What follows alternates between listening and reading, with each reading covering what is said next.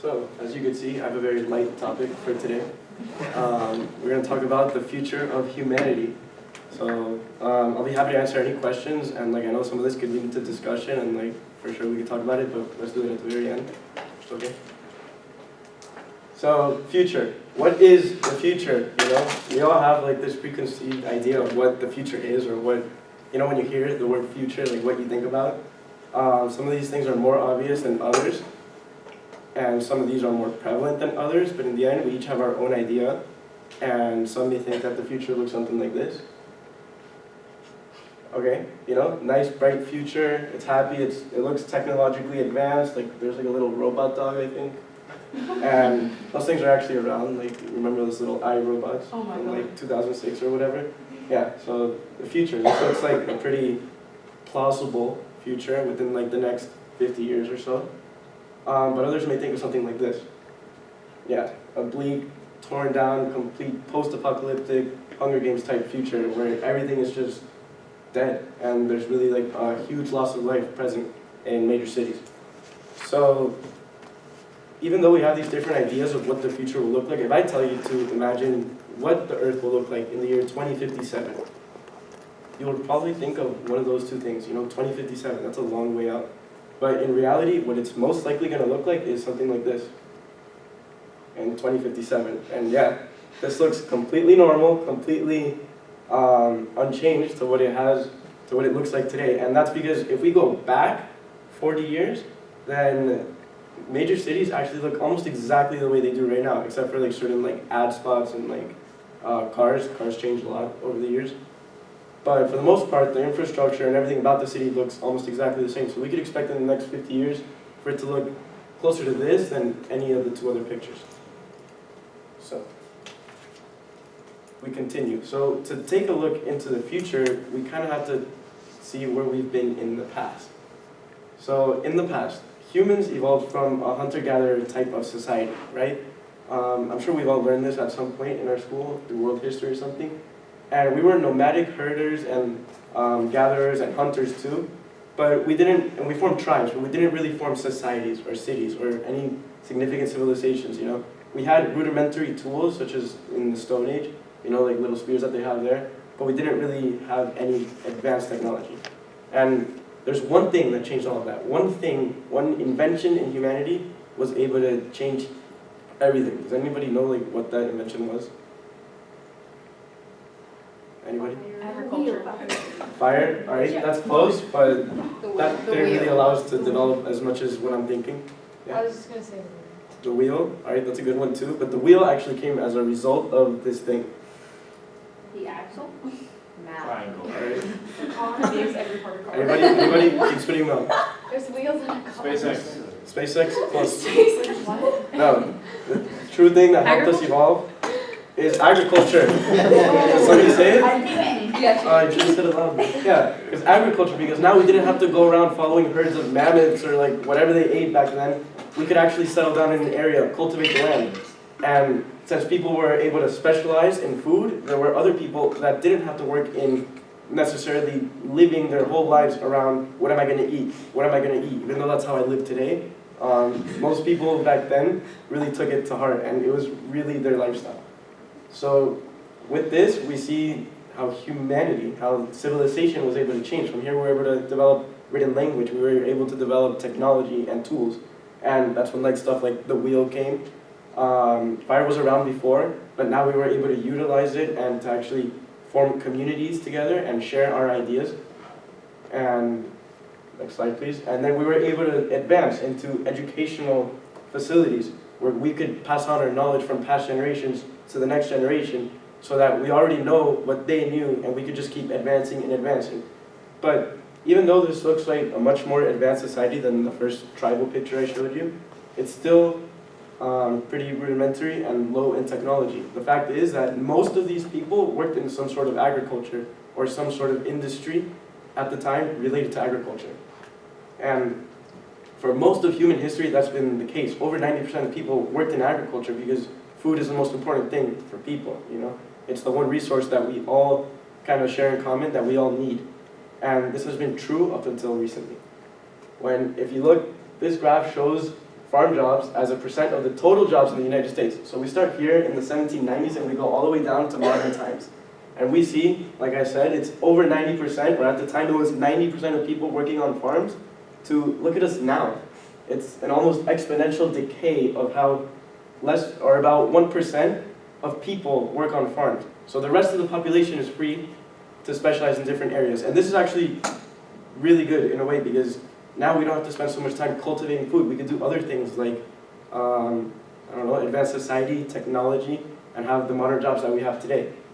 And this is true for the most part because of this sharp decline in agriculture. So if we look at this, we could probably think of reasons why it happened, and the main reason is because of technological booms. Certain things, machines are starting to take over, well, not starting to, they have taken over the agriculture industry. So now, less than 1% of people in the United States farm, but we've had more food than we've ever had. We have so much food that we're actually exporting, and not just us, as a global society, we have enormous amounts of food. Even though there are people in starvation, but that's for different reasons, we have, I would say, copious amounts of food.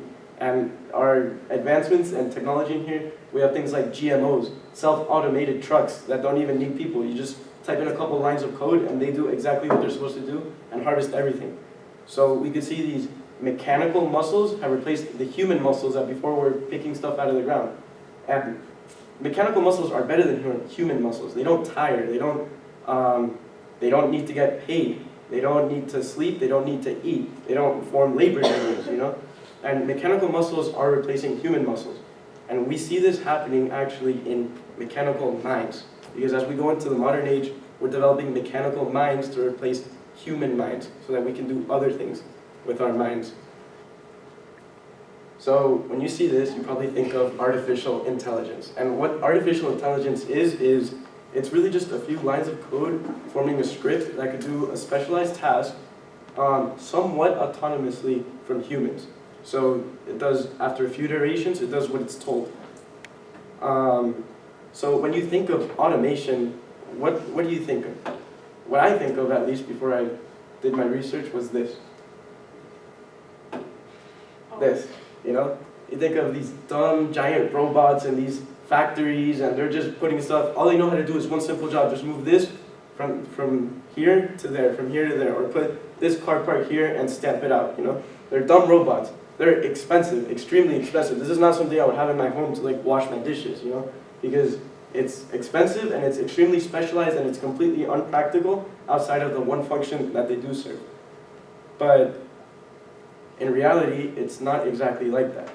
If we think about the first computers were IBM processors in the 1980s, and these were, at the time, dubbed supercomputers because they were abnormally capable in their processing power. You know, this is what led to people landing on the moon during the Apollo program. And computers at the time were so specialized. They were these giant machines that were completely impractical to have in the home. They were extremely expensive, noisy, and took a lot of maintenance to run smoothly. And computers were only really well suited in only very specialized industries, like in IBM or with NASA when you're trying to send someone to the moon. So they could only perform very specialized functions, but they could do those better than people. However, as we all know, computers, of course, did evolve. You know, this was the first Apple computer, and this is what is called the first general purpose computer. So it didn't just serve one function or do one thing really well. It actually did a multitude of things.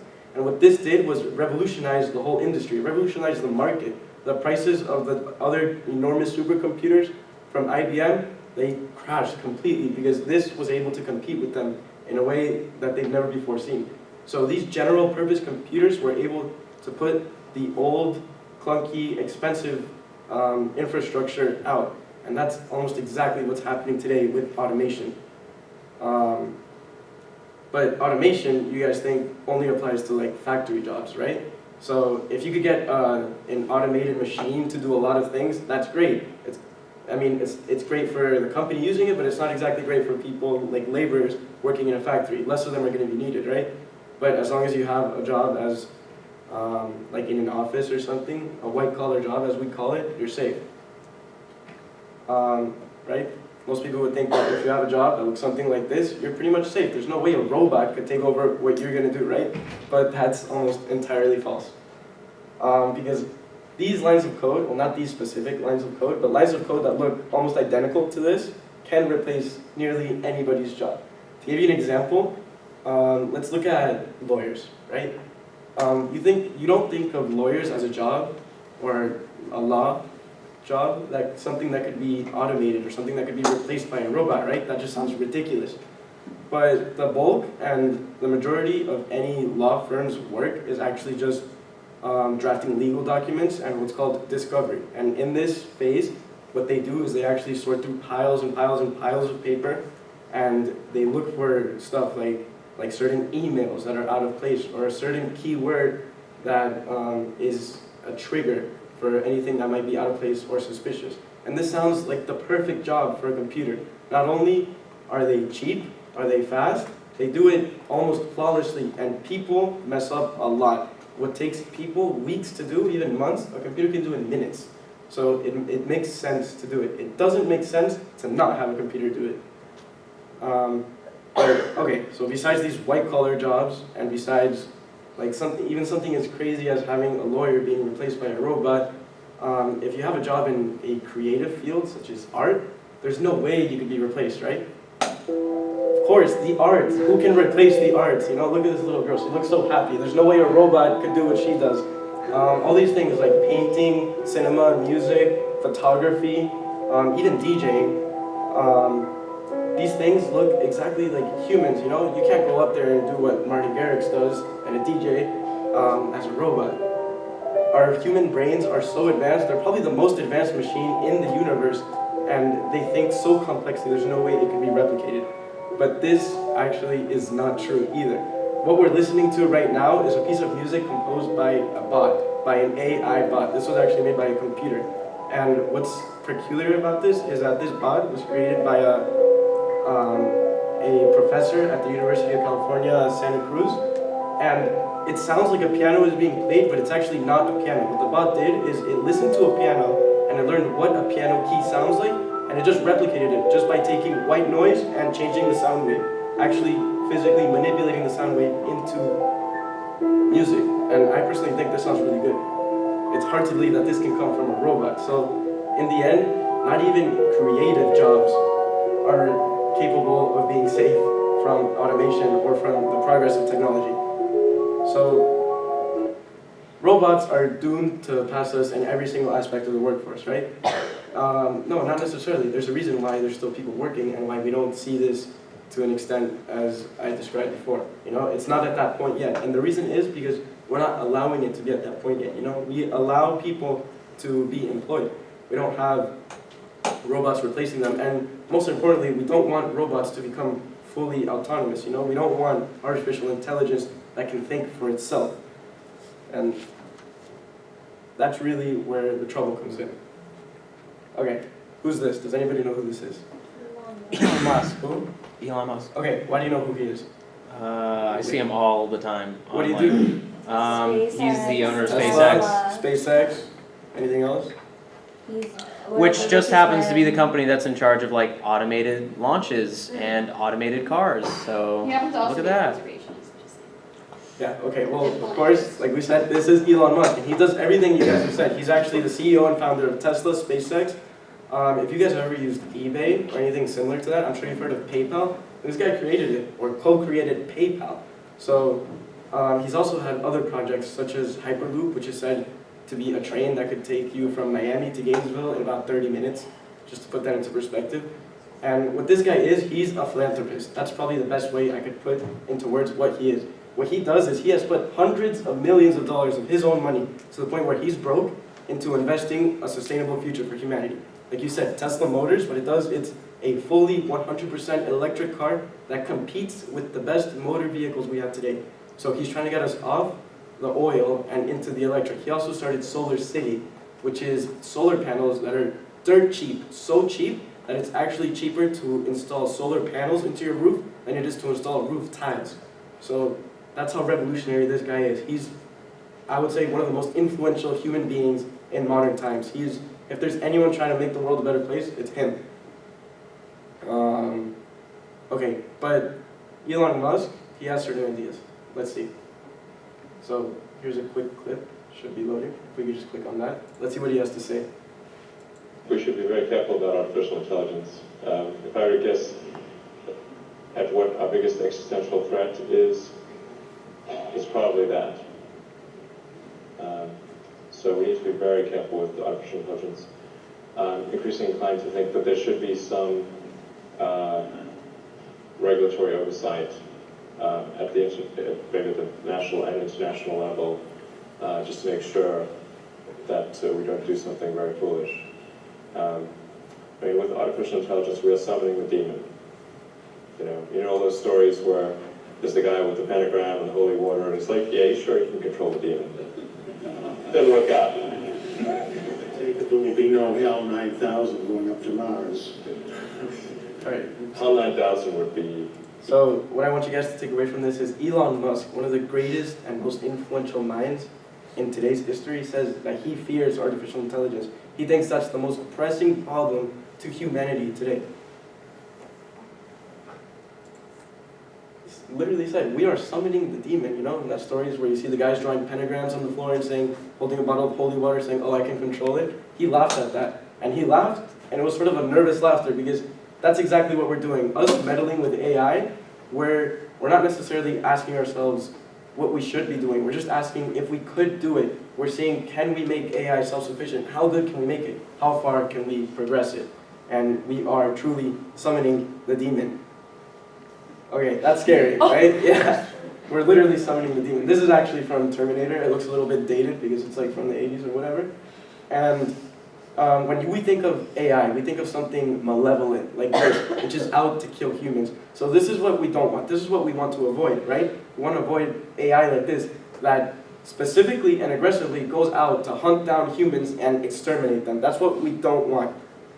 But if we do create self-sufficient and self-aware AI, it's almost guaranteed that it's not going to look like that. What it's most likely going to look like is, well, the point is, there's nothing that it's really going to look like, because AI is just ones and zeros. If it has to manifest itself in a way where it could kill humans, they say the most likely way is probably in form of an insect, because it's the most efficient way. And if AI was self-aware, and it had a goal completely independent of people, and it thought that for some reason, exterminating every human on the planet were to save it minutes from achieving that goal, then it will do it without hesitation, just because it's more efficient. And this can seem kind of brutal, this can seem like, why would it do this? But AI, in the way that we think of it, it's not malevolent, it's not evil, it's just that it has different goals, different things that it tries to do that don't coincide with the goals of humans. And that's what's really important. Ants, right? So we see ants. I don't think anyone in here particularly hates ants, We don't love them. I guess it's okay to eat insects, but we don't hate ants. In fact, if I'm walking and I see a line of ants like that, I'm gonna try to not step on them, I'm just gonna be like, oh, they're doing their own thing, building their nest, whatever. And we try to not kill them. But if for whatever reason the goals of the ants don't coincide with ours, or they stand in the way of humans, we will not even wait a second before exterminating colonies of ants and completely obliterating them. And this can be true of when you want to build an apartment complex and there's an ant pile, How are you going to tell an ant pile that, I'm sorry, I need you to move because I'm trying to build something here? It's not anything about you, it's just that you're in the way. You physically can't, you literally can't, no matter how hard you try to make the ants understand that. So it's not that we're malevolent, we're not evil beings, we're not going out to commit ant genocide. It's just that we just want something else that the ants don't want. They don't share our goals. And there's no way that they could ever possibly understand us, So you may or may not recognize this. This is actually a video game called Dota. And what it is it's a little blurry, but it's two characters that fight each other, right? And they just fight each other. It's like a fighting game. And this guy is one of the most highest ranked players, professional players. They get paid to play this game. Millions of people go out to their tournaments to watch it. And what Google did, with the help of Elon Musk actually, was create an experimental artificial intelligence. And what they wanted it to do was to be self-learning and self-taught. They wanted to code a certain AI that teaches itself to learn, if that makes sense. I know it can be kind of hard to wrap your head around. So what they did is they taught it how to play the game, right? But they didn't tell it which way is the best way to play the game, or how to win even. They just told it the rules. And they threw it into this pool of contestants. And of course, the bot got completely like murked right away. It just got wrecked. And it, of course, because you see these professional players that play this for hours and hours and years, and they know what they're doing down to every little last mouse click. They have it all planned out.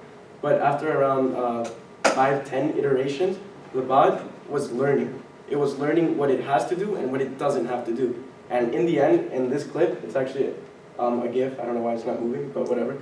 What the bot did is it injured itself. It injured its player. It's the red one, to the point where it seemed like it was low on health, and it was an easy target, easy prey. So the player came out to attack it, and as soon as the player did that, the bot ambushed the player and killed him. So the bot actually did a bait and switch to a player, and it learned this on its own. It wasn't taught by anyone how to do that, not even by another player. It just learned this as a tactic to eliminate the other players. And after this, it went on to win the competition. They actually tried to sue because there was a cash prize, and nobody was awarded the prize because of the AI winning. And it's unbeatable today. And this isn't just with this. This is just a little side product. This was a game, literally a game done by Google to see whether or not bots can teach themselves. Facebook, yes, Facebook may have ended the world. Probably not though, because we're all still here. So fairly recently, what Facebook did is they created 2 AI bots that were self-aware, but were contained to their own scripts, to their own lines of code. And what those bots did is they just had like oversight over the servers in Facebook and kept everything running smoothly, right? But after around a day, the next day, Facebook found out that these 2 bots had been communicating with each other. They created a language of their own, and they were actually sending text to each other, communicating. And nobody knows what they were saying because it was completely encrypted. People weren't able to read it. And as soon as Facebook heard about this, they pulled the plug, they turned it off, they tried to burn the hard drives, everything, try to get rid of it as much as possible because we don't want this blowing out of proportion. And can you just think, if it would have stayed up for a couple more days, or another week, or a month, a year of these 2 bots communicating, talking, learning everybody's secrets on Facebook.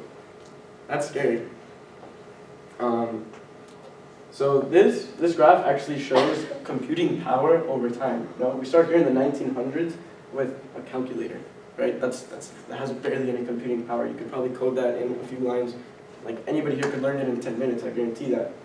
And you can see the trends are increasing in slope. So the rate of change as time progresses, we actually realize is a lot higher than what we thought.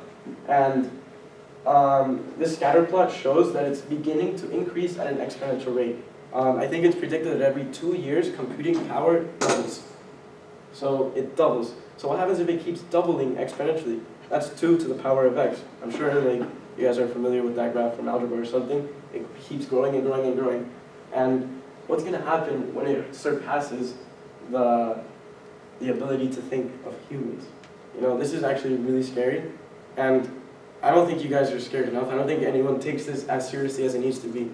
If I were to tell you that aliens were going to come to Earth, right? Or aliens sent a message to Earth and they said, we're going to come in 50 years to your Earth, and they have technology that far surpasses us. They could kill us completely in about 10 seconds flat. I mean, there would be a worldwide panic. People wouldn't stop. Countries would unite, they would form coalitions, and we would do everything we can to combat this threat, right? But nobody's doing anything when the real problem, not the fictitious one, is right in front of us. This AI, people, their biggest argument is, oh, it's a long time away, I'm sure we'll figure out how to make it benign by then. But no, so far we haven't done it. We really need to think of a solution or how we can stop this problem. There's only really 2 options. Either option number 1, we stop progressing technology 100%. No more technology is made, no more iPhones, no more Macs, no more better Wi-Fi, no nothing, no cameras. Technology just halts 100% and we don't progress it. Or it doesn't, or it just keeps going, we progress it. And no matter how slowly we progress it, computing power will increase and we will get closer and closer to this singularity. Thank you.